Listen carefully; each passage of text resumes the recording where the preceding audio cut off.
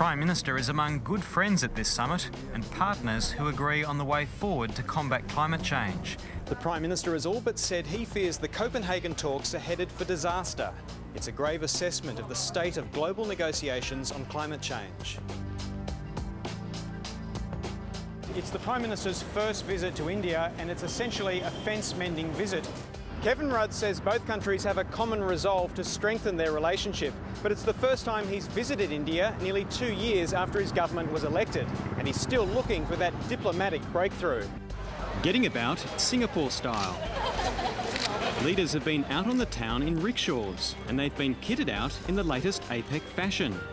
This is likely to be the last major meeting of world leaders before the Copenhagen talks, and it may be a bad omen. Leaders here have watered down their commitment to cut emissions.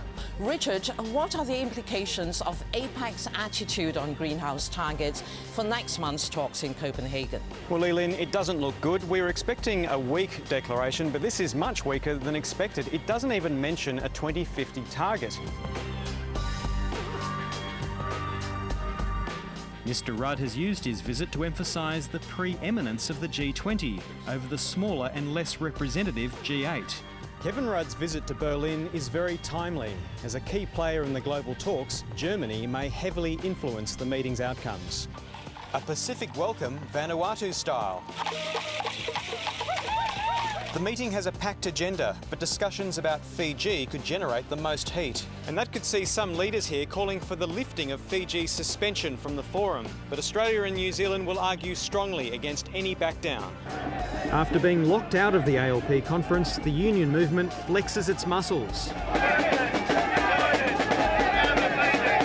Hundreds have poured into a nearby building, but they haven't been able to take their message to the conference. The main venue is up here, and these riot police are keeping them away. So, Richard, was there any confrontation inside the main conference hall, and did the unions get what they wanted?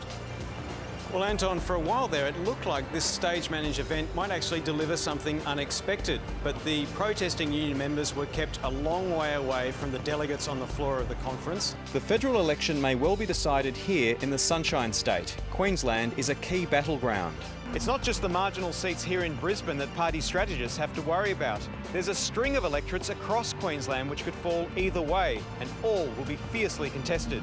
We're going to Julia Gillard's campaign headquarters, the Melbourne Convention Centre. Our reporter there is Richard Davis. What's happening there, Richard? Whatever the result tonight, there will be massive recriminations in the party. There will be a lot of bloodletting.